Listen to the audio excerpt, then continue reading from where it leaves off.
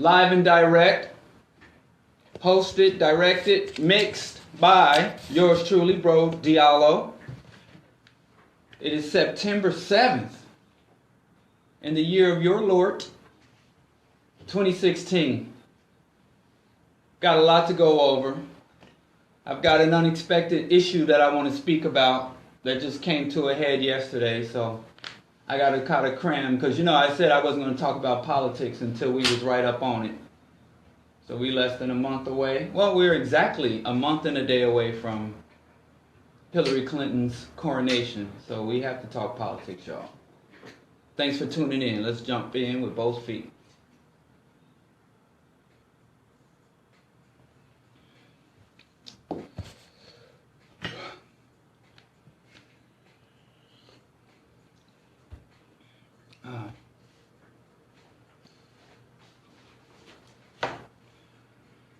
October.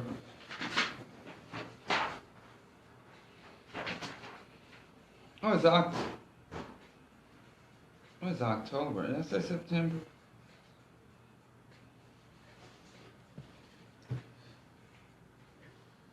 Again, did I say September or did I say October? I'm sorry. I think it's October. Actually, it's October 7th. Do we know what that means? It's the birthday of the most honorable Elijah Muhammad. Dang, I don't know how I let that get past me. And just remember, October 7th, I believe this is the birthday of the most honorable Elijah Muhammad. I guess was he the founder of the Nation of Islam? Would that go to Master Farad Muhammad? You know. Anyway, the farmer Garveyite, who took Garveyism and fused it with Islamic mysticism and African science fiction, Yakub, inflated head scientist stuff. Just some wild stuff when we get into it.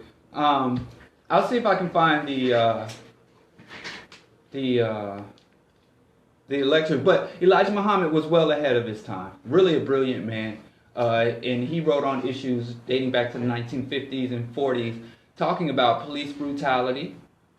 You know, he has a wonderful, it's not really a book, it's a pamphlet on police brutality and how, you know, some of the stuff is kind of like, well, you know, victim blaming in a way, but, you know, it was a seminal work for its time. The Fall of America, one of the first books I read, you know, outside of my Wizard and Knight fictional books that I used to read at 14, 13 years old was Message to Black Men in America. And a lot of conscious heroes from the 60s, mainly Kwame Ture, stated that Elijah Muhammad was responsible for their awakening, more or less. He said when he heard the phrase that the white man is the devil, not a devil, but the devil, it said it gave him the ability to think about things in a whole different way. Before he couldn't contemplate or consider things outside of the dominant paradigm, of the Western paradigm, of the idea of Columbus selling the ocean blue to bring humanity and civilization and the light of Christ to the world. And, you know, things were bad for black people, but at least we were in a good position in the land of the free, home of the brave, the land of opportunity to make things better for ourselves. But so there were, and then you had this contradictory or cognitive dissonance stance that the very people who bring light to the world are imposing some of the most obscene conditions and some of the most horrendous atrocities against us. So anyway, with just that one statement, he said, kind of led him on a path to say, wait, you know, it was a paradigm shift, a psychological, intellectual paradigm shift that allowed him, even though he was secular in his approach and his organizing, he had to rethink his very image of his oppressor, or image of the ruler, or image of the great man, or his very model of humanity, Western civilization. And that way he was able to reimagine himself and his position in the world and the possibilities for himself, not to just achieve within the systems of Western culture, of Western domination, of Western philosophy, not just achieve within those systems, but even subvert or exit or even create parallel or adjacent systems that stood in diametric opposition to the dominant systems of the world that govern and rule the world. You know, so that led that was the revolutionary seed that allowed the great Kwame Ture and many other people were greatly influenced by the most honorable Elijah Muhammad. And you know, there's a lot of salacious, tabloid, juicy gossip type things and about him, his legacy, his behaviors, his appetites. Yes, and I don't really think one detracts from the other because we're human. And yeah, men are going to do some horrible things. Even men who have done good things and great things can also participate in less great things. But as as John Henry Clark said, you know, you bury the man, continue to plant. You know, you eat the bone, you eat the meat. Oh, I hate this analogy, but you eat the meat, you throw out the bone and the gristle and the skin. I don't know. Let me think of something better way to say that. You eat the pulp and you toss the core, a vegan version.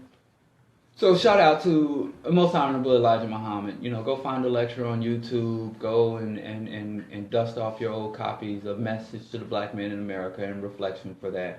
You know, maybe the nation is having some event. You know, I do consider him one who has made a positive contribution to the just aspirations of the oppressed African diaspora. And like I said, if you're looking for, you know, what you can find in Muhammad, what you're looking for. Because if you're looking for some level of escapism, some cultism, some level to dysfunction, a perpetuation of patriarchy, sexism, and the oppressive anti-African religion of Islam, you can find that. But if you're looking for some defiance, some principled stance against overwhelming odds, if you're looking for a model for building and expanding organizational, black liberation organizational structures, if you're looking for methods to not only enlighten yourself, but to reach out and to educate and enlighten others, you could also look to Muhammad. So, I mean, depending on your orientations and your intent, I mean, you know that's a great man just because, you know, you're able to find the worst and the best within the same person, within his same philosophies and ideas. So anyway, happy birthday, or whatever, to the Most Honorable Elijah Muhammad, co-founder with God Manifest in the Flesh of the in the form of Master Farad Muhammad. What's his name? Of the Nation of Islam. And if you want to call in, express your wishes, your experience, your personal thoughts on Elijah Muhammad, 312-985-7834. That's the direct line in. Oh, and let me open the phones and start the recording. So you can reach us. Sorry about that. So you can reach us at 312-985-7834. So, what is the one I hadn't intended on talking about this, so I don't want it to take up the show. Because I got a call in from Brother Kwabena, who's led a crusade. I don't know if that's the appropriate word to call it. Who's led an effort, a fight, a movement to purge Chicago's radio stations of antisocial, degenerate murder music. You know, I listen to NPR, you know, and I listen to Chicago's Progressive Talk. I listen to Q4 Radio, you know. So I listen to. I just don't listen to the urban music station.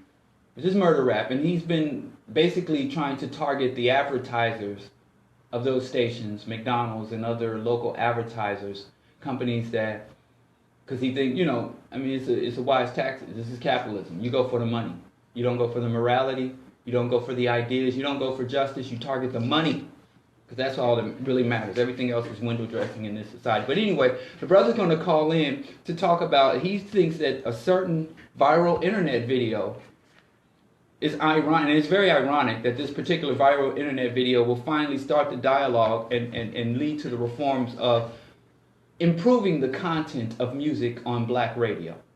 So he should be calling in, I think he was supposed, he's on the West Coast, and so he's going to be calling in within an hour. So that's what we're going to do. And I also wanted to talk about election. I also wanted to talk about ball chasing. We're coming up on the World Series, and we're getting started on America's #1 game, football. So I wanted to talk about sports a little bit, and I wanted to talk about elections. But this thing with Kid Cudi, got a bunch of people jumping down my throat because of the hashtag #YouGoodMan. And I don't agree with the whole thing surrounding Kid Cudi publicly. I got some issues with that whole thing. Now, Kid Cudi, if you don't know, he's a MC. He did that song, the only song that I know by him, Day and Night, blah, blah, blah, night, night, day and night. I don't know the song. I've heard it when it was, hot in these streets. And apparently he's had ongoing struggles with drug addiction, and he's had ongoing struggles with depression, and he also had suicidal ideation. So he checked himself into a facility, and then he went on social media and said, look, I got issues and I don't feel good. I'm having suicidal ideations, and I'm going to talk publicly about it. So then everybody, a lot of feminists apparently started getting the Holy Ghost, saying, oh, there's a black man who's willing to talk about his feelings. And then there was oh, black men don't talk about their feelings. And oh, yes, black men that don't do it. And then it started this whole cascade of talking about our business, about what black men, how we do or don't do in relationship to expressing our emotions and expressing our feelings. And then I see everybody's talking and telling black men, go talk and reach out to other black men and say you good man. As if I need a drug-addicted B-list celebrity to tell me how to relate to my bros, my homies, my uncles, cousins, nephews, brothers. Brothers from the same mother, brothers from a different mother. And the first issue I have with that is I'm rather frustrated that anything of significance, any dialogue that needs to be had needs a celebrity sponsorship. Where we need a celebrity or a public figure or somebody, with a wicked jump shot to spark things in our community. There's a wonderful book, a classic book by the late, great social theorist Neil Postman called Amusing Ourselves to Death. And he basically, it's a short book, but it's very, very dense in analysis and content. And one of the ideas is that if we are or TV, because I've had people tell me, since your ideas, if you were right, if the crazy stuff you were talking about genocide, ecocide, omnicide, oppression, and all this crazy stuff about socialism, cooperative economics, all these crazy ideas you had, if they were really meant anything, how come you're not on TV? How come they don't talk about this on television? Because if it doesn't happen on the fictional world of television, or now social media, I guess that's just the radio, but I ain't gonna hate on my own medium. But if it doesn't happen, then it ain't real to many people. We know 90% of the people out here hashtagging Black Lives Matter on the front line protesting, they're doing it because it gets media coverage. And if the satellite vans don't pull up at your protest, then what's the point of having the protest? People are more willing to talk to cameras broadcasting you across the world than they are to talk to their neighbors. And I know people that are engaged in protest and activism and will, go block freeways, but they won't go talk to their neighbors right next door. And it's actually this broadcast, digital, wire received and wire exported society is alienating us. And Marx talked about this.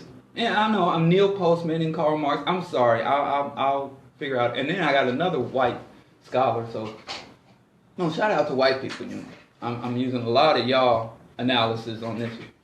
But just the fact that a celebrity is at the nucleus of this awakening, of this new awareness, should give us pause. And he's not even an A-list. I don't know. Maybe he is an A-list. I don't know him. Besides Day and Night. I don't know that anything he did before or after a Day and Night. Who's he dating? You know, what fashion line is sponsoring him? I don't know.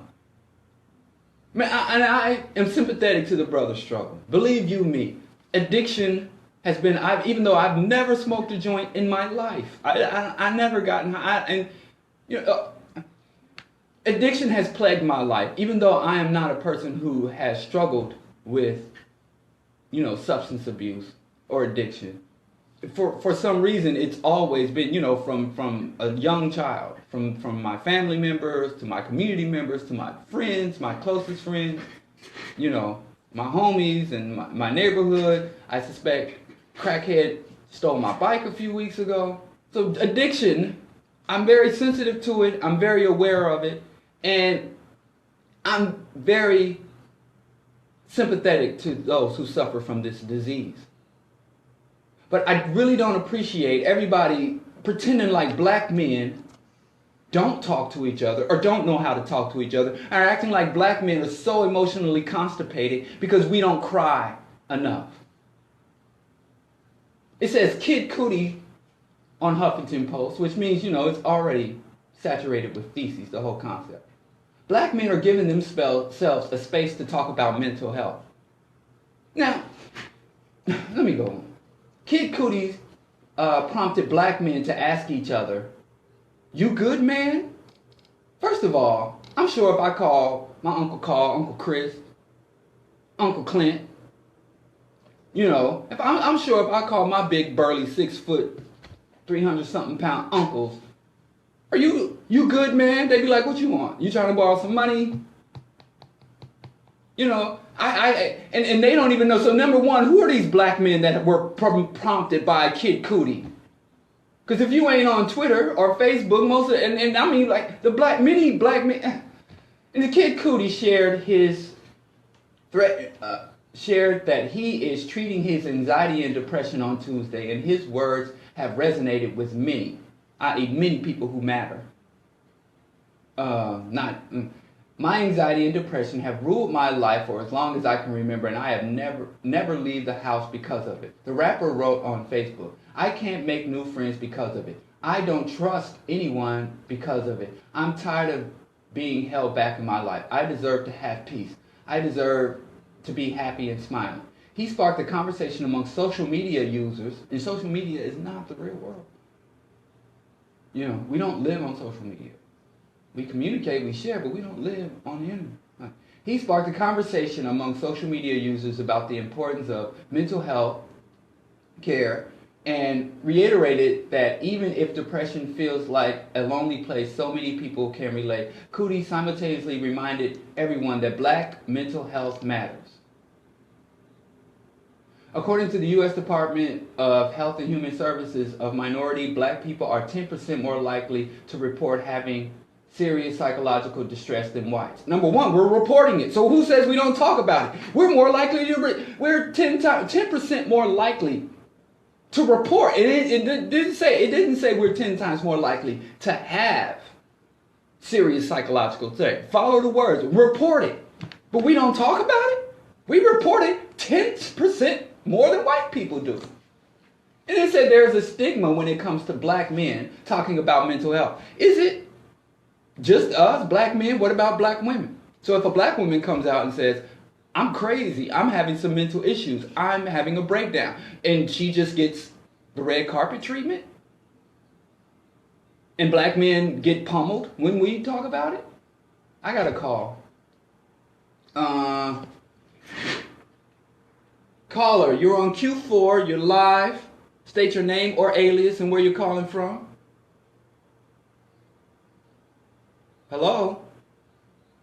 Oh, that was just some heavy breathing. Must be my imaginary beautiful Oprah Winfrey stalker. I imagine Oprah stalking me, and eventually I'll give in. She'll write me into her list. Anyway, there's stigma when it comes to black men. And so where's it? It's stigma for everybody. Why are we singling out black men? Because a B-list celebrity had an issue. Despite being disproportionately affected by mental health conditions. Oh, it's the same caller. Okay, Oprah. I'm trying to do my job here. Caller, you're live on Q4 radio. This isn't Oprah? What's up? What's your name and where you calling from? All right, y'all. Where you calling from? Okay.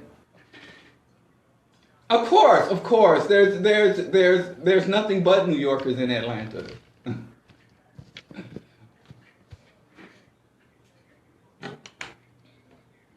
Yep, you got tricked. It's a trap. What's up, bro?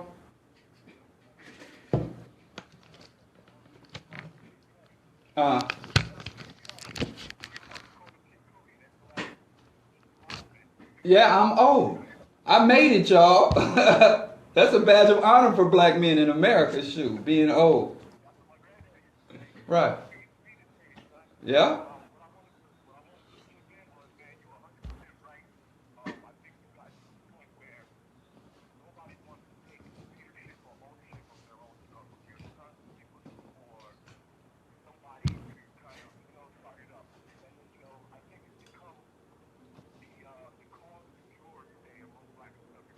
Right.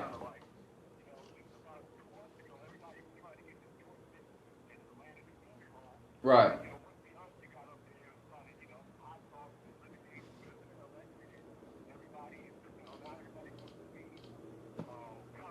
Right.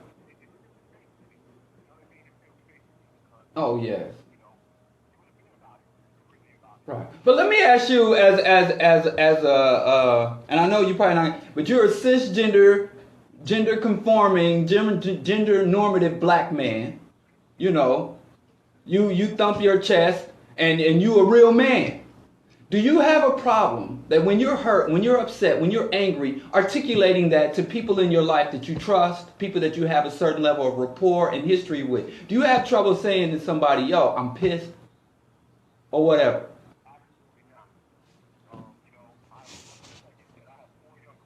Uh-huh. Uh-huh. Oh, yeah, don't say grandma, yeah? Yeah? Shout out to grandmothers. Oh my goodness. Yes.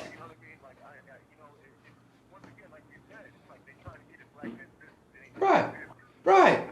And to me, like, they want us to now just be dribbling, collapsing people's arms, weeping uncontrollably. I mean, we don't do our thing that way, but we get it done. And when you look at suicide rates, black men have the second lowest rate of suicides after Asian Americans in the demographic. The number one,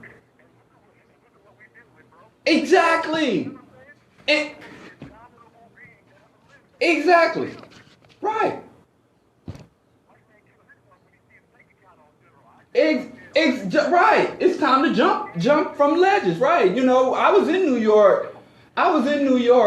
When was it? During Bush, when Bush took over and the stock market took a dip between the Clinton Bush election. Now I'm like, it's about to start raining white men. Hallelujah. It's raining white men. Because I knew it. Don't go to Wall Street. They're going to be taking nosedives out of skyscrapers. You know, yeah, I'm good. Right. So I appreciate it because I got a lot of, feminists on my page telling me that and then, that black men are like somehow emotionally constipated. And it's like my homie King Dita said, black men created a whole genre of music to express our feelings called the blues. You know. And tell me how many...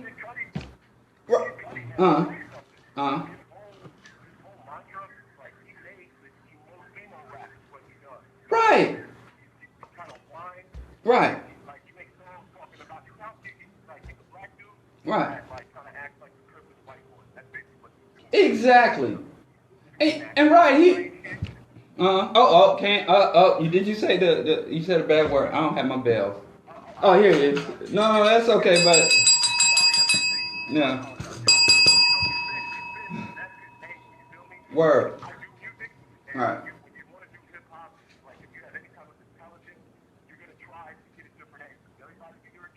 Right. Word. Word.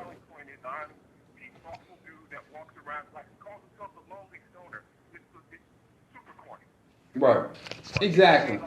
And so you're gonna get out here and promote drugs, and then and drug abuse and drug culture, and then you're like, oh, and my bottom line is, Kid Cudi is not the spokesman, the representative, or even the reality for most black men. You know. All right, I appreciate you calling in, man, and I appreciate you helping me on this, because people been jumping down my throat because they want me to join in the whole something's inherently wrong with black man party that they're having with this you good man. So I hope you call in again. It's your first time calling? Yeah, man, you know what? I'm normally at work, I'm normally on the plantation. Oh. I'm walking around Home Depot, you know what I mean? Oh, word.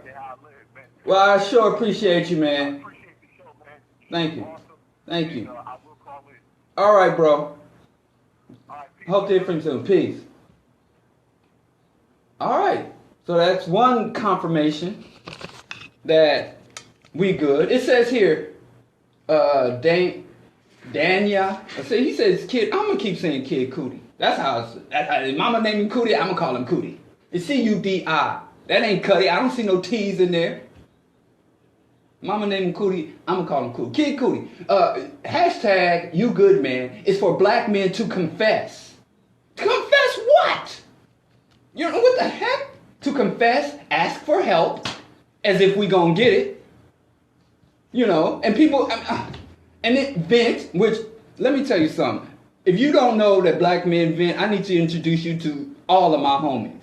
Any of my homies. You don't think black men have an issue venting, talking about their problems? You know, just walk into a barbershop and say, baby mama, and tell me that black men don't know how to vent. Or get pointed in the direction of mental health professionals. Red flag. Number one, black male youth especially are the most forcibly medicated and forcibly institutionalized demographic on the face of the earth. Because our natural way of being is pathologized. The profession of psychology has done more destruction than the profession of policing to black male youth in this society. Ritalin, Paxil, Zoloft. There's another book that's wonderful. I had a copy, and there was a sister I knew that was writing prescriptions. She was a pharmacologist, and she was writing prescriptions for black children, young black children. For Ritalin, Zoloft. And so there's a book called Prozac, Pandora or Panacea. I read it, but then I thought, since this woman worked in the field, she could do better. I don't know, she probably just, uses it as a coaster. But, trying to do my part. And it will tell you that black boys natural way of healthy being is considered inappropriate, unnatural. And that's even with Mwalamu Baruti and even Dr. Umar. Even if you disagree with their so-called homophobia, I don't believe, and it's not even that I don't believe, this homophobia nonsense is nonsense. Just as it's nonsense to say that homosexuality is an existential threat to black people. Both sides are full of S on a lot of things. But one thing that many of these brothers who talk about the effeminization of the black male talk about is that boyhood is being outlawed. Biochemically, boys act a certain way. And some girls act like boys, what we define as boys. Some boys act like what we define as girls. But when we look at the generalities, having two sons, I have an 8-year-old. And they're physical, they're tactile, and they're very energetic, and the way that the boys develop and the way that boys behave is not always conducive for polite society.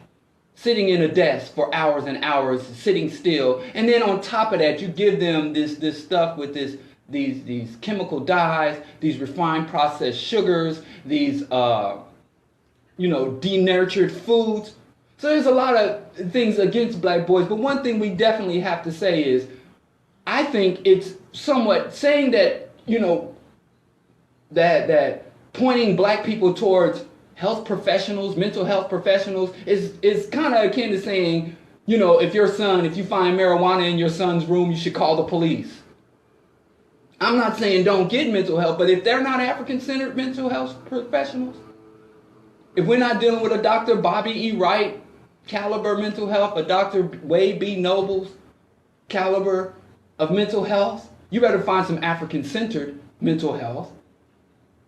Because if you're going after a standardly trained oath taker professional, inherently, like Bobby E. Wright said, when you come walking through the door, when they look at you, they already have diagnosed you as a black person, which have already diagnosed you as inherently flawed. And it's all downhill from there.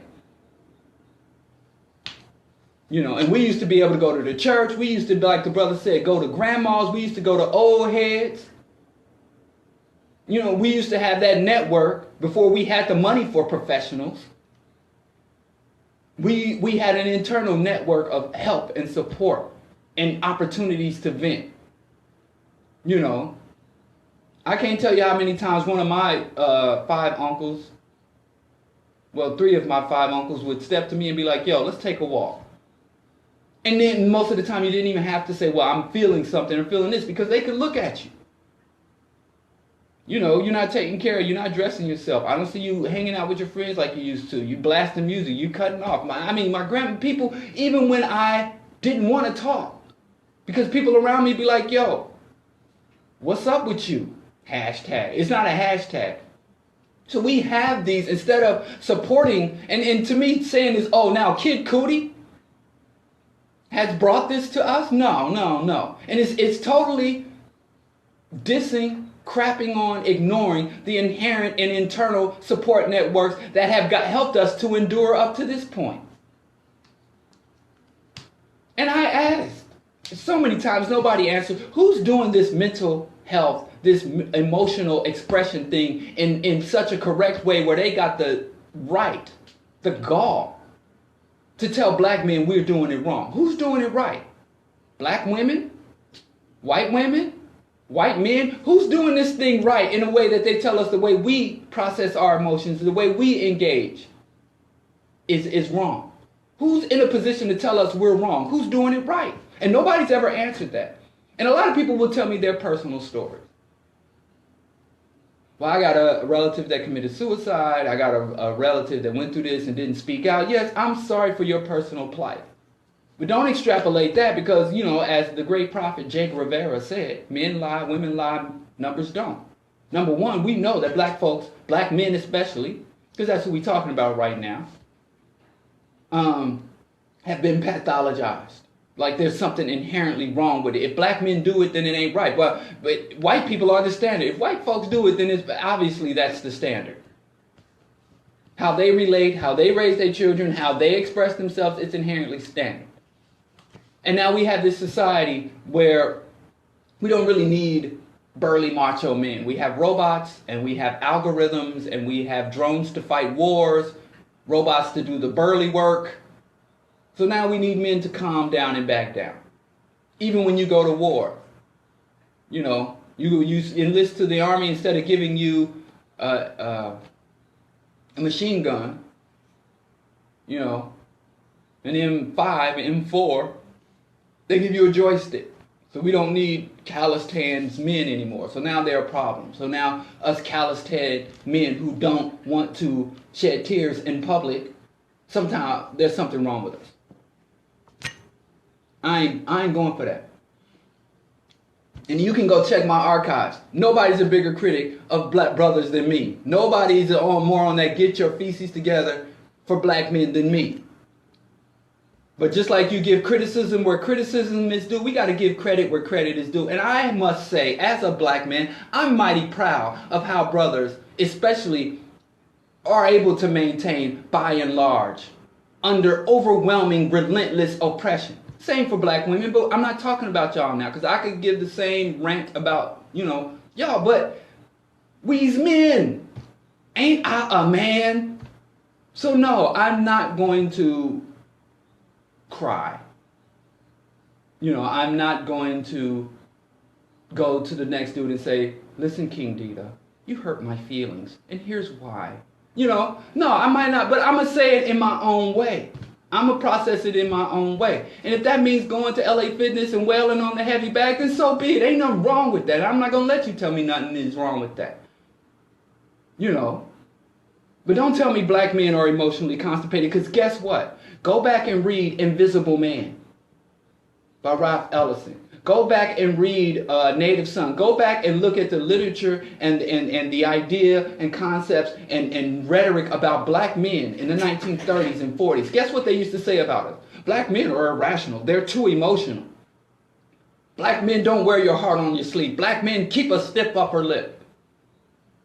We were told that we weren't rational enough in the age of enlightenment, in the age of the modern world, that we were primitive, and primitive people were emotional. Primitive people were expressive. We dress too outlandish. We move, we talk, and we don't speak standard English. Everything about us was too much. Refine it down. Tone it down. And now we're being told, open up. I mean, listen, F everybody. Because whatever we do is how we do if it's working for us, and we don't need anybody coming outside to tell us how to do things internally, especially when you represent our oppressor, our enemy, or someone who doesn't even fully understand what I'm doing. Because before you can fix a disease, what do physicians do? They have to study. You haven't even done your field work to be suggesting anything. And of course, if you don't have black men that are willing to open up to you, because like I'm saying, trust has to be cultivated. It ain't automatic. And black men are rightfully distrustful. Black men should be it's intelligent for us, because this is a society where all elements of human relations are stacked against us. And we know in 2016, it ain't appropriate for us to say the system is against us. The only black man that can rightfully say that the system is against him is Barack Obama. All the rest of us, apparently, we have no right to say, well, the man is against me. I don't want to hear you talk about the man. I don't want to hear you try to blame your problems, blah, blah, blah, blah, blah. So since the 60s, at least, they've been telling us, I don't want to hear your excuses. I can't make it, man. The system, the man won't hire. I don't want to hear your excuses. Bill Cosby, remember? The whole later half of his career was based on telling black folks, we don't have any more excuses. So now the same element of people, the black feminists, the established Negro Gencia, got the nerve, the same people that was telling us, no excuses, you can't blame the system, if you don't make it, it's your own fault because you've been given every opportunity, right? The same people that said that are now telling us, tell us how you feel. Nah, sucker, last time I told you how I felt, you told me I wasn't worthy to feel that way. So if black men are shutting you off, that don't mean they ain't talking to nobody. They just not talking to you. And I can tell you, I have brothers reaching out for me from everywhere. And I know, when stuff gets heavy on me, I know who I can reach out to and get compassionate, competent feedback from men and women. And if you're outside of that loop, if you're outside that circle of trust, don't blame the whole black race, or don't pretend that the whole black race is incapable or unwilling to share our feelings, to reach out to each other. Our problem is not the fact that black men don't share their emotions. Our problem is that we are under relentless genocidal oppression, and we have not been given the proper equipment, training, or even space to rebel properly against our oppression. We don't need space to feel. We don't need space to talk about mental health. This is a mad society. Where are we supposed to go? The whole society is mad. And the very concept of mental health in this society is sick, twisted, busted, and anti-African. So yeah, I'm good. We good over here. Leave us the blood clot alone. And like homie said, that emo rap dude, I ain't even seen him moving with black folks. A lot of these dudes that come up in these where I'm the only black guy in my circle, and it's y'all coming out from outside the community, we willing to embrace you if you ain't up to no new Negro subversion of our collective best interest. But don't bring that over here. And I'm not saying we perfect, but I'm telling you that ain't nobody outside of us got no answers for us. So if we want to work towards perfection, we're going to have to reach internally. Don't come telling me I got to act like the next man. Don't come telling me that how I do or how I've been doing or how I was trained to do is inherently wrong, as if you're coming from a place where it's done right. Before you tell me what's wrong with me, tell me what's right. Tell me who is the model.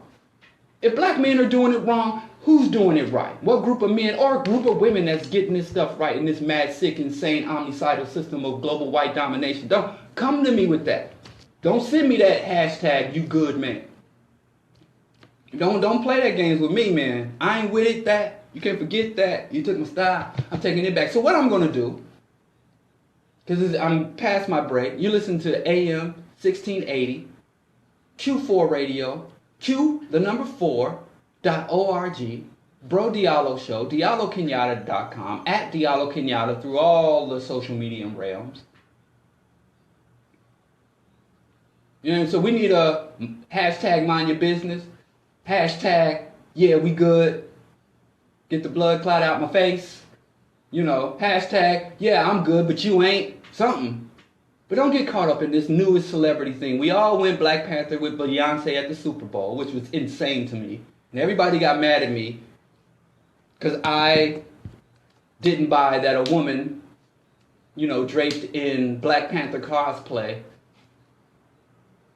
on the most fascist white nationalist stage in the world, the Super Bowl, with U.S. fighter planes flying over and the American flag flying, the most jingoistic, and this little thing I got queued up to play for y'all for this ball chaser.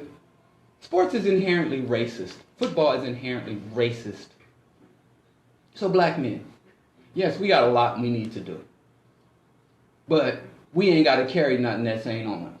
Don't think that because you don't cry, or you haven't cried, or you're not willing to cry in front of groups of others. Someone went online and said she was in a classroom, and her brother was hurt. So the brother asked permission, can I get up and leave because I'm upset? And he was noticeably about to cry. So he asked, could he exit the room? And the sister said it was something wrong with that, because he didn't want to cry in front of a bunch of strangers. Like, what? Who wants to cry? I mean, I don't know what y'all want from us, man. Like I said, I appreciate all of my brothers that was reaching out to me to share their when stuff got heavy and allow me to reach out to them. My homies, brothers from the same and different mothers, uncles, and the aunties and grandmas. Like the brother said, I shout out to y'all. And that was here long before Kid Cudi gave us permission to talk about mental health and our feelings and stress. We who were doing it long, and if you just started talking about emotions and your feelings and mental health, if it took Kid Cudi to get you on this, then you probably should shut up, because I don't think you're going to be able to help anybody. Kid Cudi is your guide into a healthy expression. Then, yeah, maybe you do need some professional service. Anyway, I'm going to get off this. If you go on my Facebook feed, it's on there. And all these people telling me that I'm wrong, that black men are, because this is a pathologizing thing. And don't go around forcing black men or trying to diagnose black men. He's not talking. He's something wrong with him. Because black men have been pathologized. All the way. Go look up drapetomania. Don't DuckDuckGo it. No, don't Google it, DuckDuckGo it. Drapetomania. From then, psychology has been at war with healthy black psyche, because the goal of psychology is to get black people in the mental space where they can cope with oppression, where they can cope and to normalize dysfunction and madness. This is a sick, insane system. Racist, sick, insane nation, as Baba Dick Gregory would say. So what is healthy in a sick system? And guess what? Professor William Mackey wrote a beautiful, beautiful article. I gotta find that, called Crazy Niggas. He said, like, when you find a black man who went quote unquote insane, mostly they went sane. The crazy niggas were the ones who acted most. Nat Turner, white folks would call, he's a crazy Negro. They would say, Fred Hampton was a crazy Negro. So what's mental health when the standard of health is your oppressor? Yeah, we good. Don't ask me again.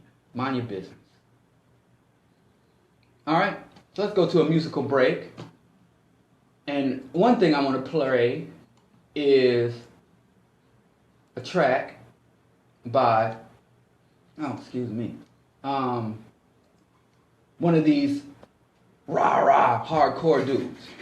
And then another thing, 90% of the time when black men express their pain and feelings, y'all ignore us or dismiss us. And now y'all want to turn around and pretend like we don't express our pain. Y'all can go to hell. You understand me? Go to hell.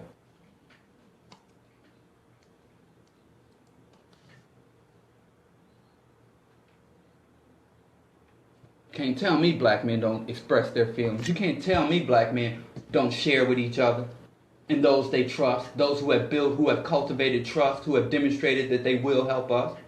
If black men ain't talking to you, then you don't need to be talked to. You know what I'm saying? And who's more rah-rah than DMX? And all of his songs are about, many of his songs are about deep emotions. But black men can't express our feelings. Black men are emotionally constipated. Black men don't like to talk about mental health. Go by, it's dark and hell is hot. Go look up suicide statistics. I mean, we ain't perfect, but we far from the worst.